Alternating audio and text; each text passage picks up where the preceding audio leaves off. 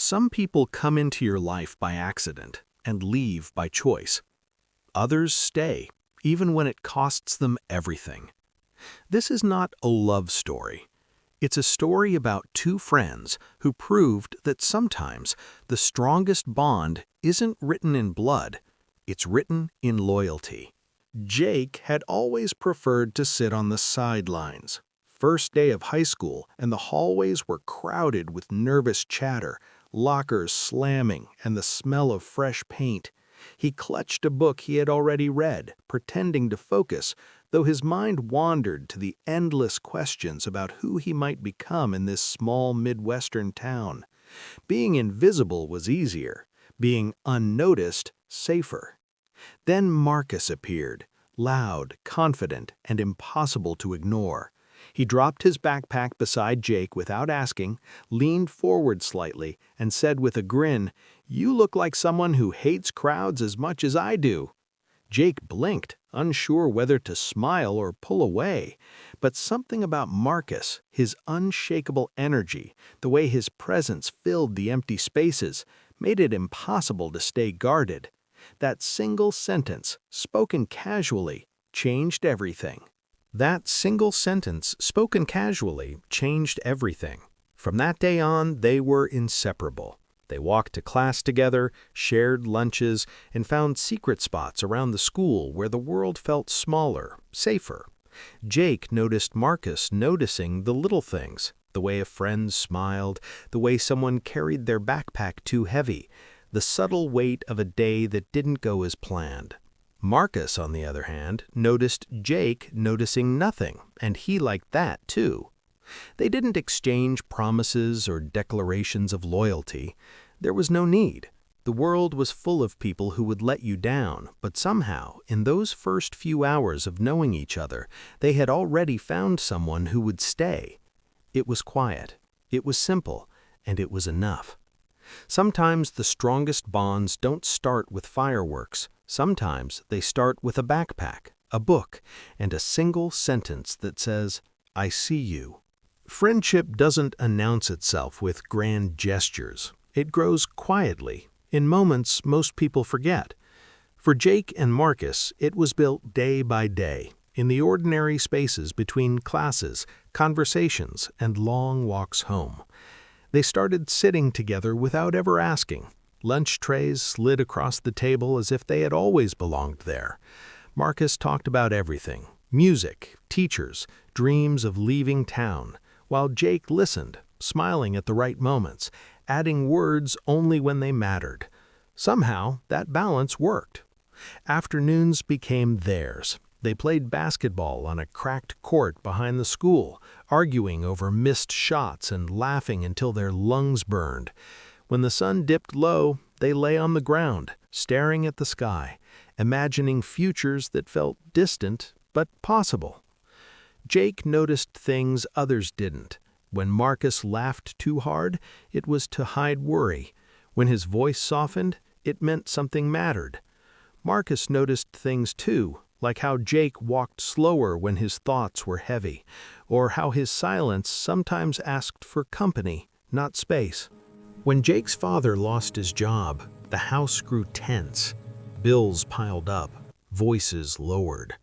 Marcus didn't ask questions. He showed up every morning, knocking on Jake's door, acting like nothing had changed. He carried enough normalcy for both of them. That was the pattern. When one of them weakened, the other quietly filled the gap. They didn't talk about loyalty. They lived it, in shared headphones, in half-finished sentences, in the comfort of knowing someone would be there without being asked. By the time anyone noticed how close they had become, it was already too late to separate them. Their friendship wasn't loud or dramatic. It was steady, reliable. And sometimes, that's the strongest kind of bond there is. Life has a way of testing even the strongest bonds. For Jake and Marcus, that test came sooner than they expected. During senior year, Marcus's mother fell seriously ill. Hospital visits replaced weekend plans, and the laughter that once followed Marcus everywhere grew quieter. He tried to stay strong, but fear has a way of slipping through even the bravest smiles. Jake noticed before anyone else. He saw it in the way Marcus's shoulders slumped, in the pauses between his words. Without asking, Jake started walking with him to the hospital after school. They sat side by side in long hallways filled with the soft beeping of machines and the weight of uncertainty. Sometimes they talked. Mostly they didn't. Silence became their comfort. Jake didn't offer advice or empty promises. He understood that some pain doesn't need fixing, it needs company. Marcus leaned into that presence more than he realized, finding strength in knowing he wasn't alone. One evening, as rain tapped against the hospital windows, Marcus finally spoke. "I don't know who I'd be without you," he said, his voice barely steady. Jake didn't hesitate. "You don't have to find out." Those words didn't cure illness or erase fear, but they did something just as important. They reminded Marcus that no matter how heavy life became, someone would always stand beside him. Friendship, Jake learned, isn't about saving someone. It's about staying when everything hurts. By the time spring arrived, nothing was the same, but their bond had deepened, strengthened by shared fear and quiet courage. Some friendships are tested by time. The strongest ones are forged by hardship. After graduation, life pulled Jake and Marcus in opposite directions. Marcus chose the army, searching for purpose and discipline beyond the limits of their small town.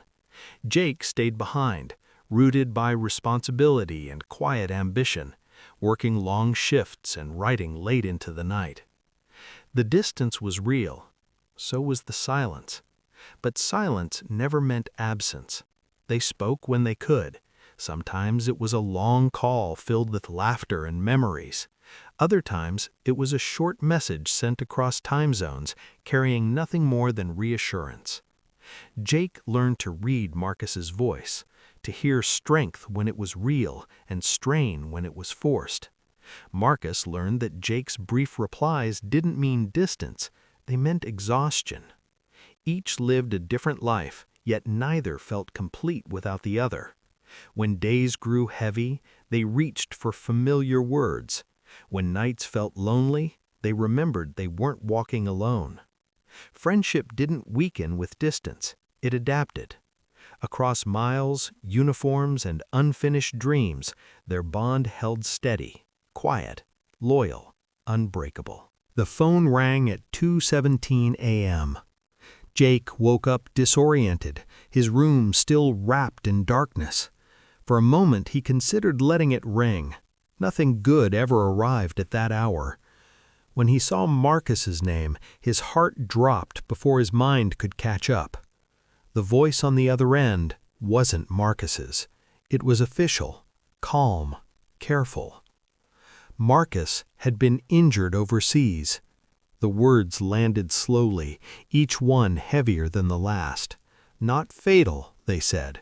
Serious but stable. Jake sat on the edge of the bed, gripping the phone as if it were the only thing keeping him upright. When the call ended, the silence screamed. Jake didn't cry, he didn't pace or panic.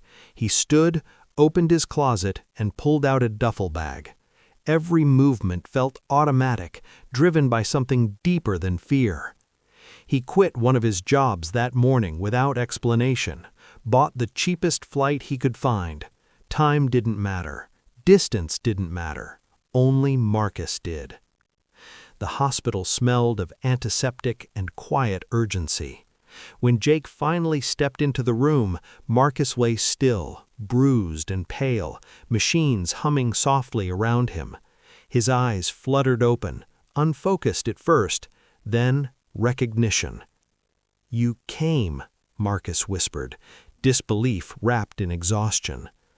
Jake nodded, his voice steady despite the storm inside. "I always will." In that moment, nothing else existed. Not war, not distance, not the world that had tried to pull them apart. There are people who say friendship has limits. Jake had just proven otherwise. Marcus survived, but survival came with a price. He returned home with a limp that slowed his walk and a silence that followed him everywhere. The world felt louder than it should have been, brighter than he could handle. Some nights sleep refused to come. Other nights it came too suddenly, dragging memories with it. Jake stayed. He didn't ask Marcus to talk. He didn't rush recovery. He learned the rhythm of Marcus's good days and bad ones, celebrating small victories others wouldn't notice. A walk down the block, a laugh that lasted a second longer than the last. Healing wasn't linear. Some mornings felt hopeful, some felt impossible.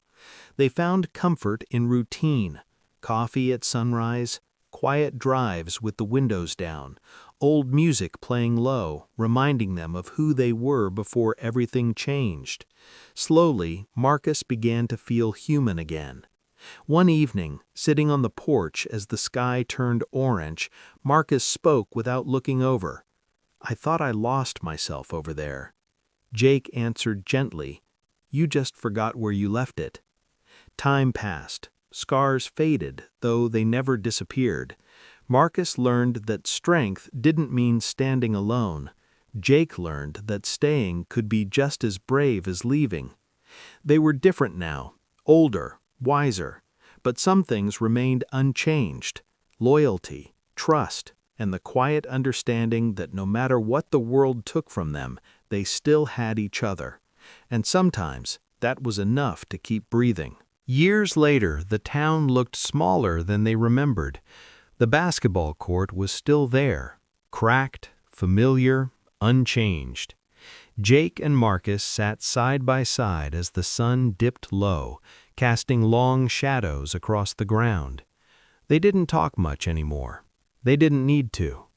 Life had taken its toll on both of them.